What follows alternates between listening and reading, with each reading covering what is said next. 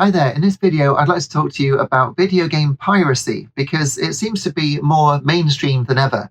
I'm sure you've probably been scrolling on social media and come across adverts for things like this, the Color Bing RG36 Pro retro handheld that supposedly supports 30,000 plus classic games, comes with a 64GB memory card, and it's not just the only one. I mean, I looked on Instagram just now and found this, and these are being advertised with games shown and named, even publishers named, saying, games from Sega, Sonic the Hedgehog, all these things that you used to love as a kid. And now you can have them for the small price of, here on Amazon, it's $42.49.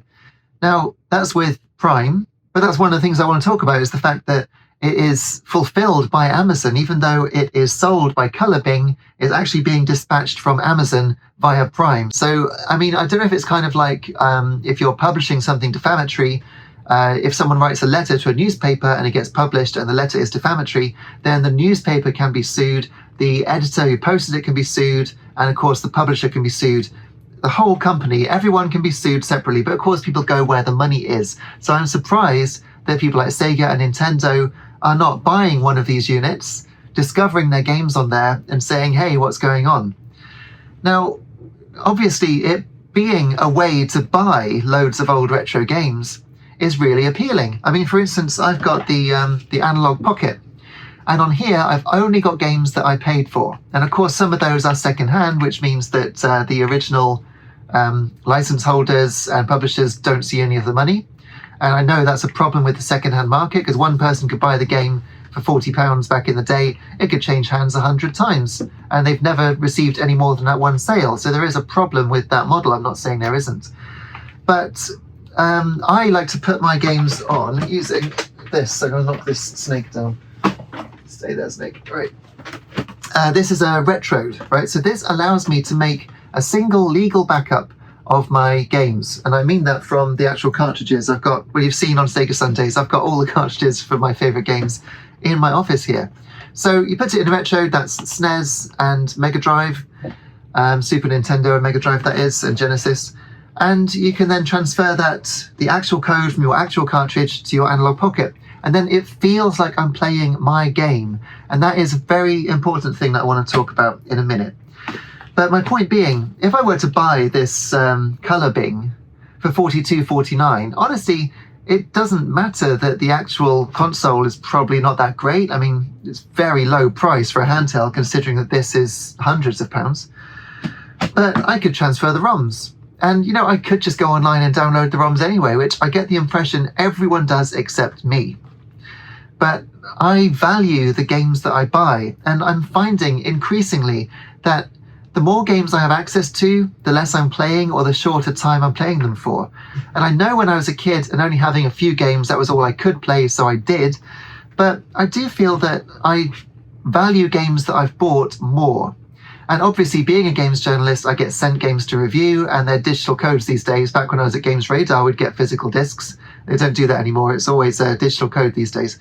So you download it onto your Xbox or PlayStation, Nintendo, whatever, and you can't give it back because it's on there. So it's not like I go back and play these games once I reviewed them. I haven't got the time, or sometimes the inclination as well. So you get the code, you play it, but it sits there forever. I do feel, though, that the games that I actually buy, like Sea of Thieves, I paid for Sea of Thieves, Shantae, things like that, the Pirate's Curse, was it? I forget which one. There was one on 3DS that was great, and also the first one on Switch was superb. Didn't think that much of the second one, sadly. But my point being that if you own something, I feel that you have a greater connection to it, and that's what we're missing and losing with all these digital subscription services. And I do think that the days of Game Pass are numbered because they've put up the price by 50%. I don't see why people are going to keep giving this money to have access to games that go off the service, because at the end of the day, when the subscription service closes, you're left with nothing. I would much rather have physical media that I can hold on to. I'm feeling the same way about music. I just, for instance, transferred all of my old iTunes purchases onto this lovely little iPod Nano, which is glorious. I just want to get some proper headphones for it. I've got some, but I want to get some better ones. But Steve Jobs was talking about being able to touch your music when he announced the iPhone in 2007. And I know what he meant. It's your music. You're touching your music. And having my games on my analog pocket, I can play my Game Gear games on here and it feels like they're mine. But I'm not sure that it's the same if you have an emulator. It just doesn't feel like mine. It feels empty, like a shell. The soul of the game isn't in there, I think, because I need to have that first experience of it. You know, like for instance, this baseball on Game Boy. I love baseball on Game Boy. It's so slow and janky, but it's got fantastic music. But you can see that it says on the back, baseball, $4.99 pre-owned, the software store in Cardiff. So I know where I got this, you know? I think that's a lovely thing. So this is my copy of baseball. It may have been someone else's, but this is mine. So I don't know. I mean, let me know in the comments what you think about piracy, because I know I'm in the absolute minority in that I don't pirate my games. I'm much, well, it's not that I prefer, I just don't pirate them, you know. If I play with an emulator, it's got to be an emulated game that I have the license to. I finished Treasure Island Dizzy on Commodore 64 using an emulator, but that's because it was given away on the Codemasters website about 15 years ago, which is pretty awesome.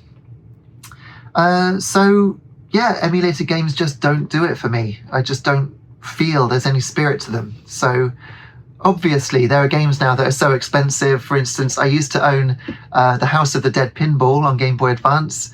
And if I load that up on eBay now, then it's going to be at least £100. It's £130, I think. House of the Dead. Oh, it's Pinball of the Dead, isn't it? Sorry, Pinball of the Dead. 86.68. But then you get these cheap versions. Oh, there's a beautiful Japanese one for £247.88. And I just can't afford that. So yeah, there's Japanese versions here that look absolutely gorgeous, £138, American ones for £135. And then as you go lower and lower, you will eventually find ones that are fake. So yeah, here's one. This is £25.64. And as you can see, it looks pretty good. But if you look closer, you'll realize that the sticker doesn't quite match up on the front.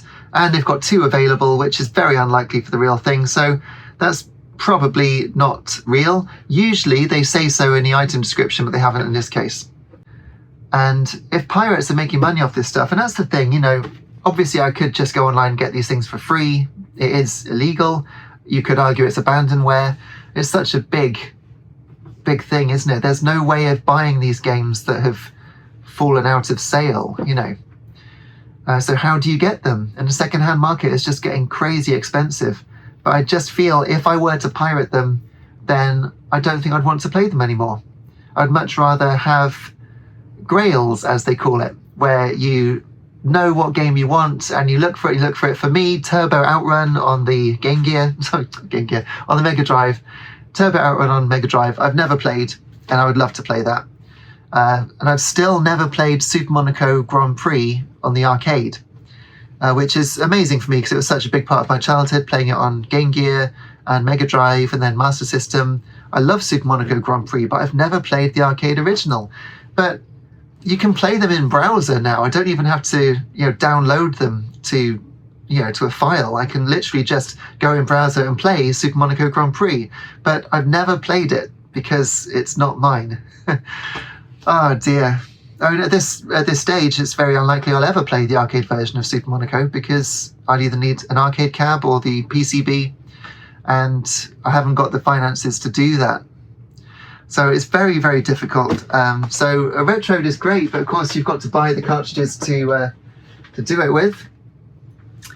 And with money increasingly tight, it's things like this are tempting, because I'm sure that all the ROMs on there, I'd be able to take them off that rubbishy little handheld thing and just transfer them to my analog pocket. I've bought them officially from Amazon, if I were to go for it. I don't know how many games are on there. I don't know what games are on there. You don't know the quality of the ROMs. They could have... they could be hacked, they could be pre-release versions, unfinished, buggy.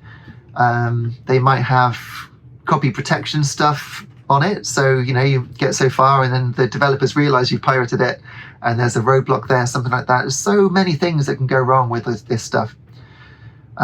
So inevitably I won't do it, but I want to know what you think. Do you get these things? Do you just go online and download your games? Does it feel soulless as a result? Let me know. I'd love to hear what you think. So let me know in the comments. Anyway, I will talk to you again very soon. Take care until next time. Cheers.